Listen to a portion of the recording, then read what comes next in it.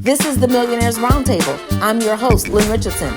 We are creating millionaires one family at a time, one day at a time, $1 at a time, one dime at a time. And that means you.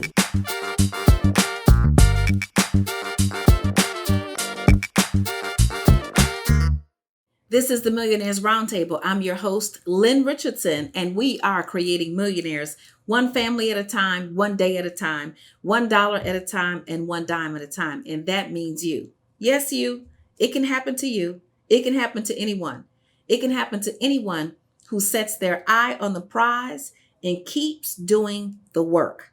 So this is all about doing the work. So I know that there are so many questions and I have answers. So let's see what callers we have out there with questions today. Hi, Dr. Lynn. Hi. My name is Crystal Anderson. I have a primary residence and one rental property. A little over a year ago, I did a cash-out refinance on the rental property. At that time, I did not have the best credit score because of my credit-debt ratio. Today, my credit score is 740. Since the interest rates are at historic lows, I would like to refinance both properties. I would like to refinance the rental property to get a lower interest rate since my score is 740 now.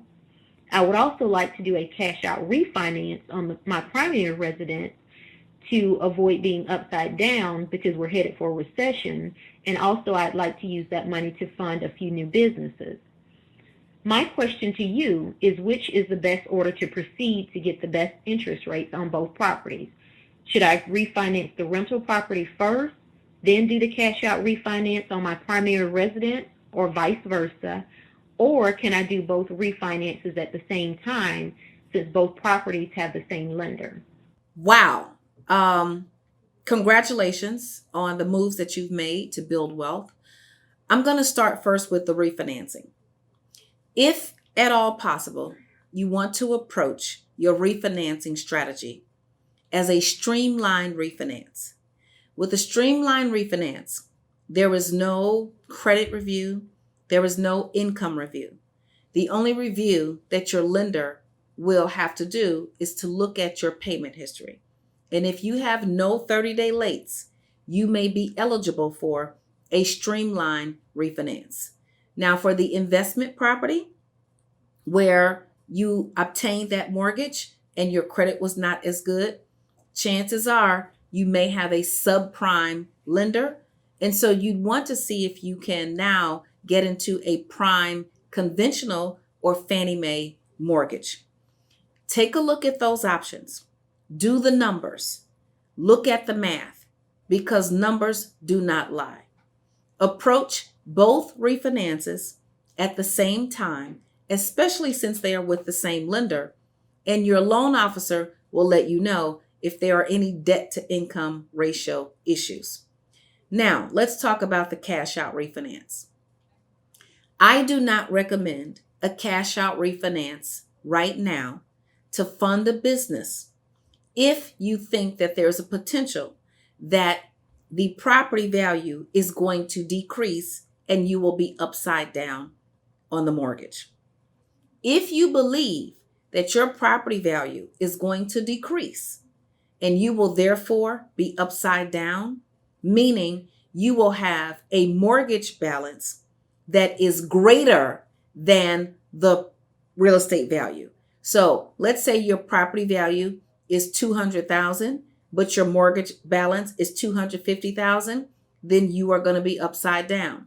If you are going to stay in the property for at least 10 years, then you want to ride it out. If you think that there's some chance that you're going to move, if you think there's some chance you're not going to be able to afford it, then you don't want to do a cash out refinance on that property. You want to get out of it.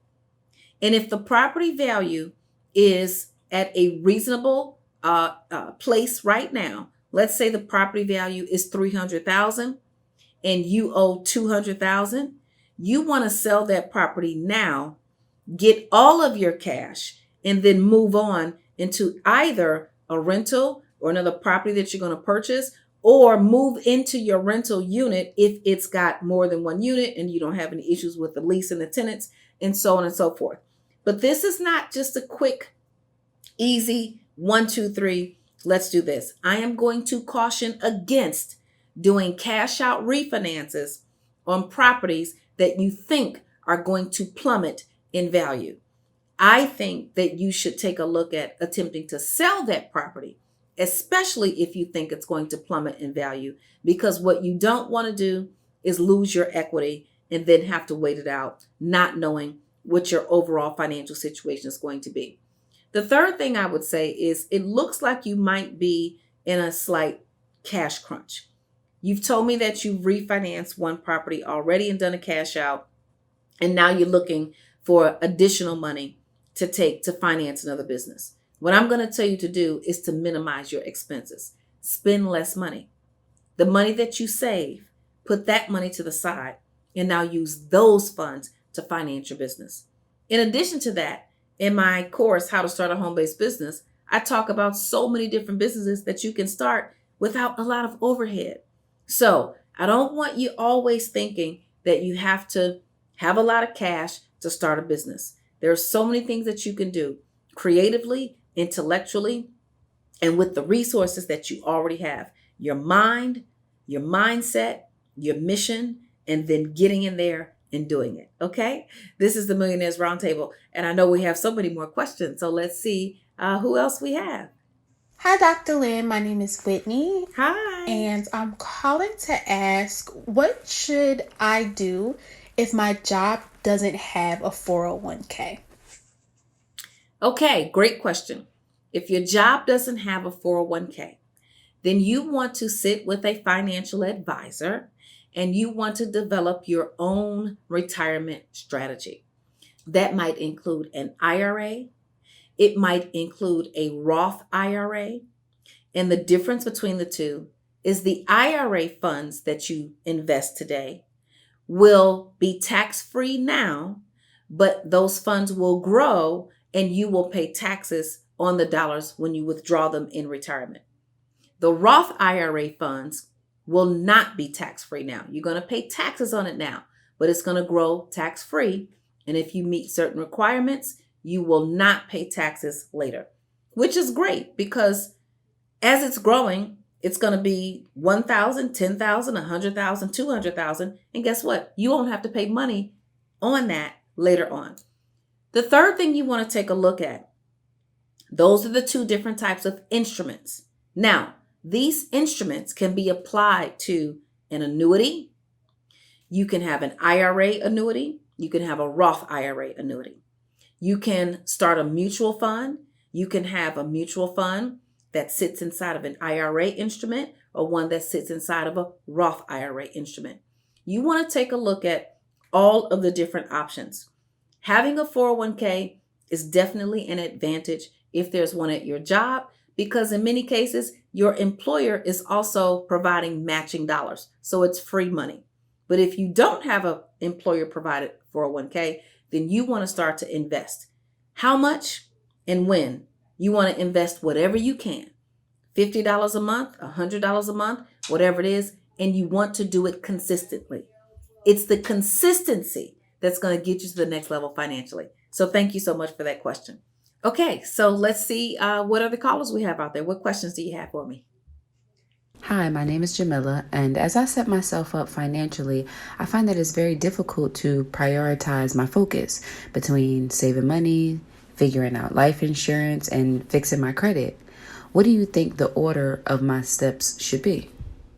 Wow. Okay, the order of your steps. Well, first of all, you can't fix anything if you don't have any money. It was one of the reasons why I had so many creditors out there just kind of sitting. And then finally, when I realized how much money I didn't have, I realized I couldn't pay any of those creditors. So I filed bankruptcy. And then I had to file again after the 2008 recession. So the very first thing you want to do is get on a budget. Live by the 10, 10, 30, 50. The first 10% you tithe. The next 10% you save. The next 30% is cash for your incidentals. That's groceries, gas, hair, nails. I never tell people to spend all their money on bills because you still have to live. You have to eat, You have to put gas in your car, get back and forth to work, and do all those things. The remaining 50% stays in your checking account for your bills. If you have more than enough money, then you're going to now start to eliminate the debt. You're going to pay off your creditors first, your collections, those potential judgments, anything that's coming to be repossessed. You want to handle that. Then you want to take care of your open credit, and you want to start with the lowest balance. Put all your extra money on the lowest balance. And then once that's paid off, now take the rest of the money that you have and put it on the next lowest balance. Once that's paid off, take the money that you have, put it on the next lowest balance. That's called the debt snowball method. And then you want to start to address how you're going to build. So get your budget straight, get your credit straight, and then get your wealth straight. This is the Millionaires Roundtable. I am your host, Lynn Richardson. We are creating millionaires one family at a time, one day at a time, $1 at a time, and one dime at a time. And we'll be right back. Meet Lynn Richardson, celebrity financial expert. You might have seen Lynn on The Steve Harvey Show or Good Morning America giving financial advice. For more than 2 decades of having leading roles in the banking and real estate sales industries, Lynn has helped so many clients face their money issues head on and help them achieve their personal, professional, and financial goals. I spend my life helping people understand this. More money doesn't solve a money problem. If it did, millionaires wouldn't go bankrupt. Lynn is committed to using her financial expertise to benefit others. Over the last 20 years, she's created a curriculum of books and online classes that can help you at any level. She's helped thousands of clients get out of credit card debt. Lynn has also helped clients create home-based businesses and create multiple streams of income. Creating your financial dreams takes finding your purpose, then the money and the income streams will follow. For more information about Lynn Richardson and the curriculum that she has created, please visit lynnrichardson.com, where financial dreams meet focus to generate wealth. Check out Tax Talk Thursday with Lynn Richardson as she and her special guests give tools and tips to help us better understand the state and federal tax system. Just give us something that we can use to get those who have never understood the tax system and how it works. We have 2 tax systems in this country. And when I say that, I always have people say, oh, sure, one for rich and one for poor. That is not true. That's a myth.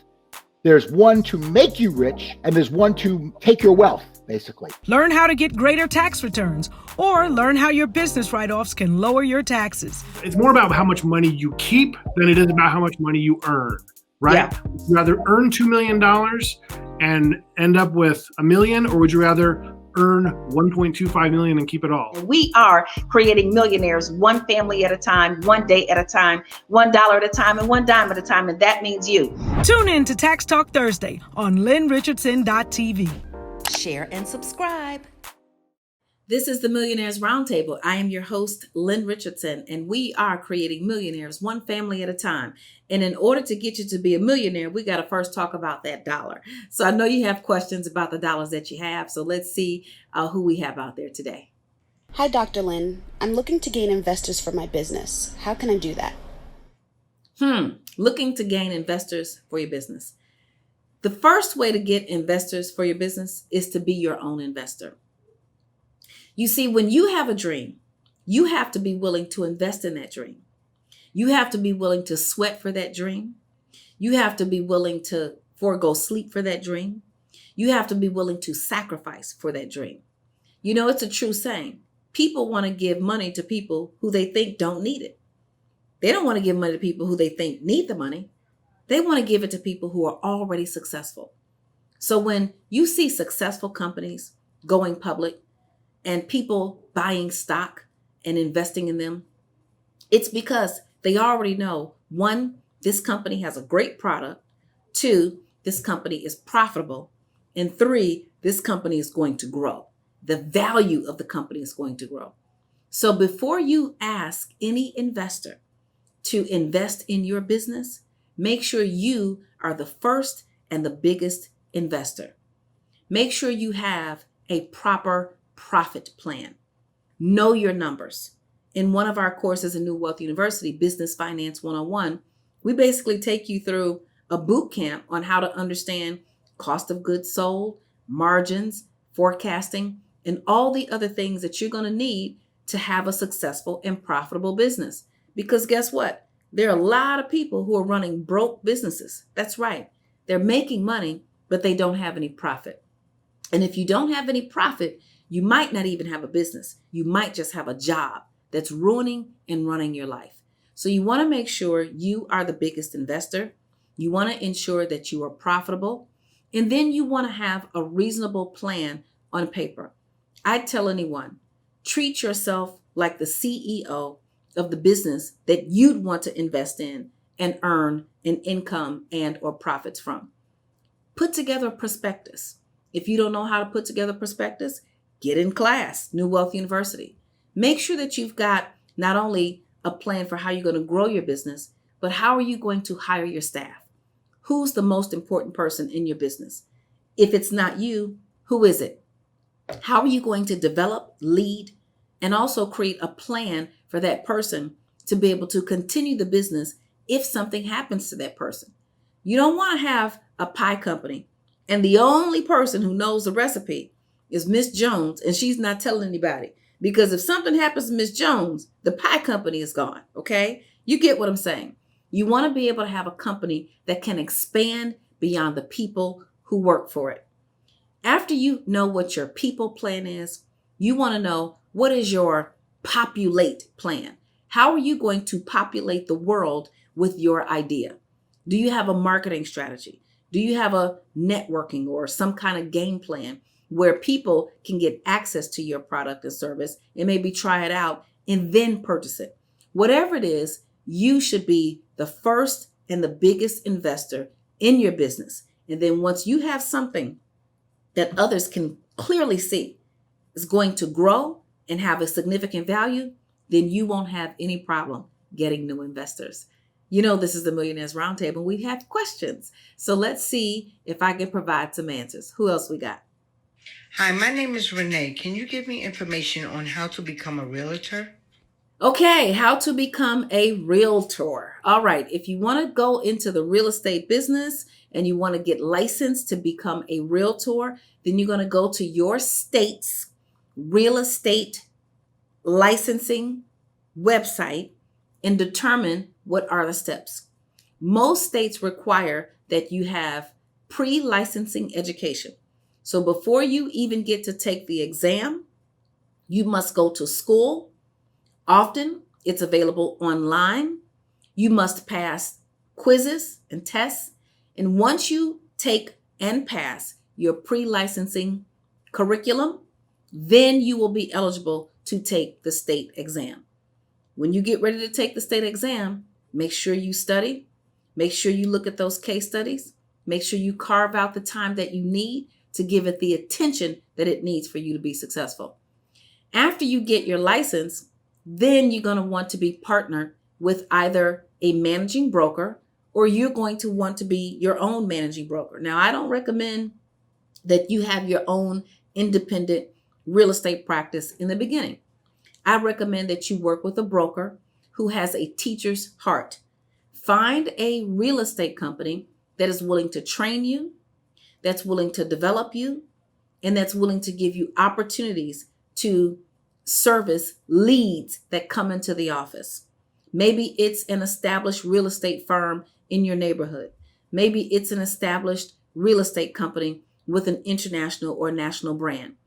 Find out what's going to work for you. Get the training that you need. Work under that broker, I would say a year or 2 years. And then if you want to branch off independently, understand that there are many different licensing requirements and oversight requirements if you are going to be your own broker. If you're going to be your own managing broker, then there are escrow account requirements. There are reporting requirements. And if you're going to have other real estate sales agents working for you, then you are also responsible for them and their activity. Real estate was my first love. I came into the financial services industry helping people get mortgages. It was the absolute best thing that happened to me from a career perspective. I was already married. I had children. I had my first home, and I was trying to figure out what I was going to do with my life. And I felt empty. And then all of a sudden, I started helping people get mortgages. I didn't even know that was a career. And someone said, well, Lynn, you should think about doing this full time. And I did, and I loved it, and I helped a lot of people. So Real estate is a great business to get into. The meek shall inherit the land and enjoy peace, and real estate will always be here. So if you work really hard, you'll always have an opportunity. This is the Millionaires Roundtable. I am your host, Lynn Richardson, and we are creating millionaires one family at a time. And I know we have some more questions, so let's see who else we got. Hi, Dr. Lynn. This is Alicia. Hi. My question is, my 22-year-old daughter has $20,000 in a regular savings account. What could she do with the funds to maximize growth? Okay, the daughter has $20,000 in a savings account. The very first thing that she's going to want to do is eliminate her debt, because if she has any credit card debt, then she's spending her money every month on credit card debt, and that's interest. And she wants to now take the money that she's spending on credit card debt and be able to increase her cash flow and increase her earnings and her return on the money that she's got put to the side. So that's the first thing that I would say. The second thing is I would highly recommend that you look at other investment vehicles. Sit with the financial advisor and determine if a 401k, an IRA, a Roth IRA, investing in mutual funds. Developing a diverse portfolio at this age is one of the single most important things that you can do. That $20,000 with a regular and consistent monthly additional investment into that vehicle could produce millions of dollars over the next 30 or 40 years. So I highly recommend that you not keep the entire amount in a savings account. Leave what you need there for your emergency fund. Take the rest, figure out what you're going to invest in, and then figure out how you're going to grow your money. So when you retire, you can move from having a paycheck to a playcheck. This is the Millionaires Roundtable. I am your host, Lynn Richardson, and we are creating millionaires one family at a time, one day at a time, $1 at a time, one dime at a time. And I'll see you next time.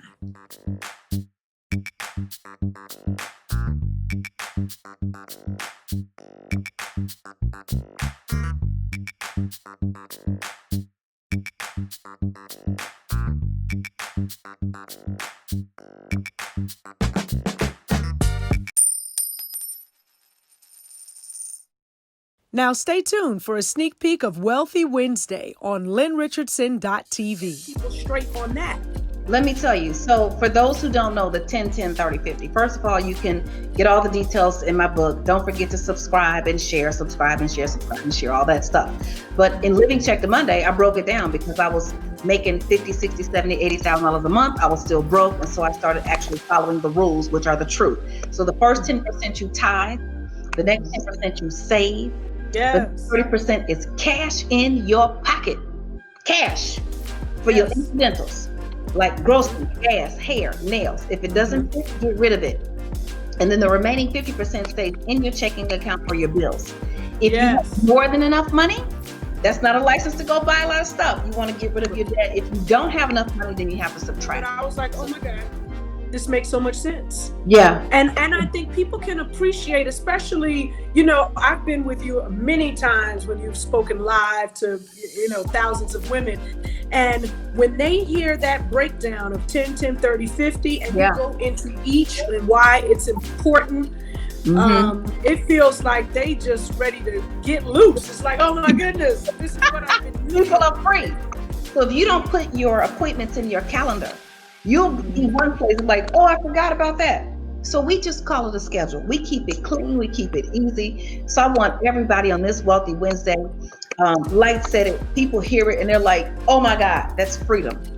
This is a freedom series. This is about you going to the next level. The 10, 10, 30, 50, the first 10% you tithe, the next 10% you save, 30% cash, and it's to help you avoid a spending addiction, which is what you have when you go to the grocery store for toothpaste and you walk out with $179.47 for the stuff you don't need. We're going to talk about that on another Wealthy Wednesday. Share and subscribe.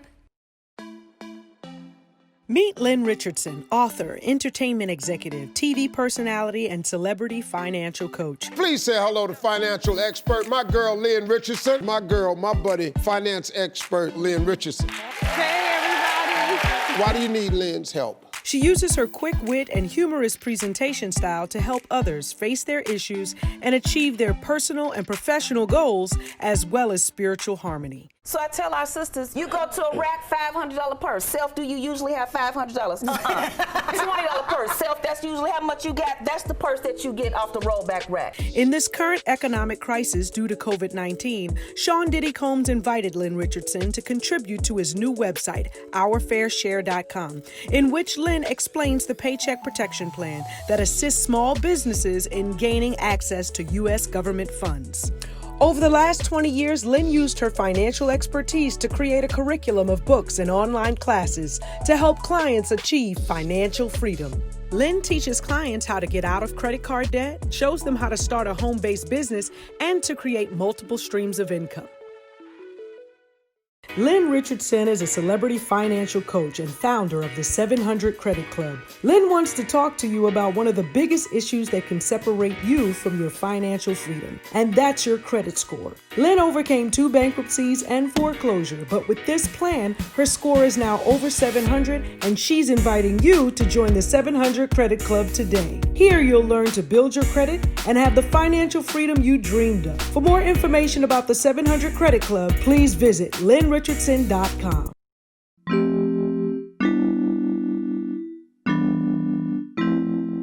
Hi, I'm Lynn Richardson, and I'm excited about teaching you how to build multiple streams of income. But more importantly, I'm excited about teaching you why.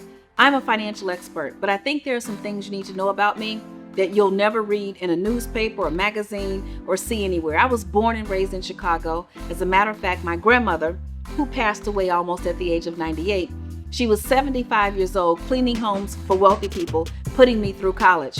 I grew up in the projects. I knew we weren't rich, but I didn't feel poor.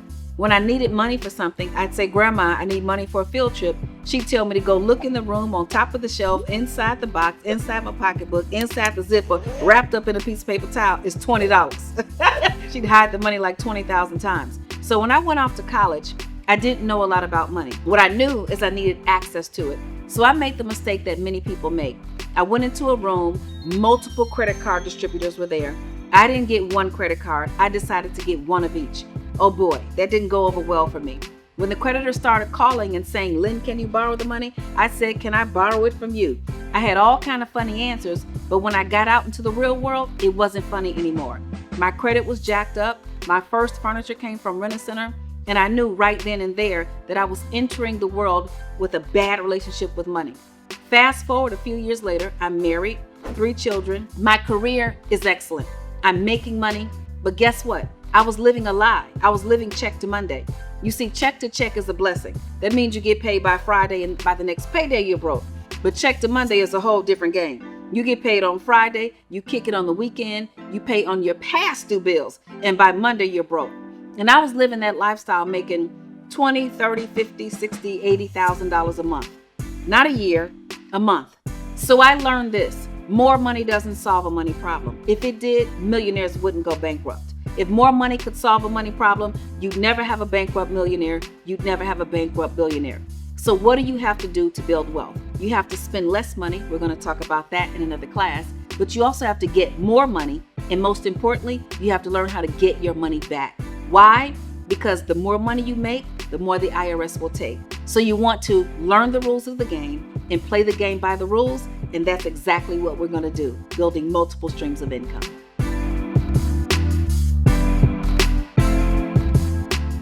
So most of us were taught to go to school, get a good education, and get a good job. Sounds like good advice, right? Wrong.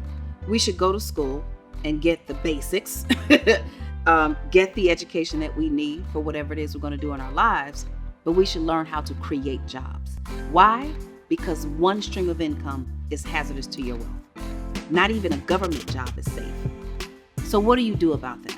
Well, first of all, you have to get a tax education. I want you to understand this. We operate on 2 systems, not rich versus poor, not black versus white, not educated versus uneducated. It's employees versus businesses.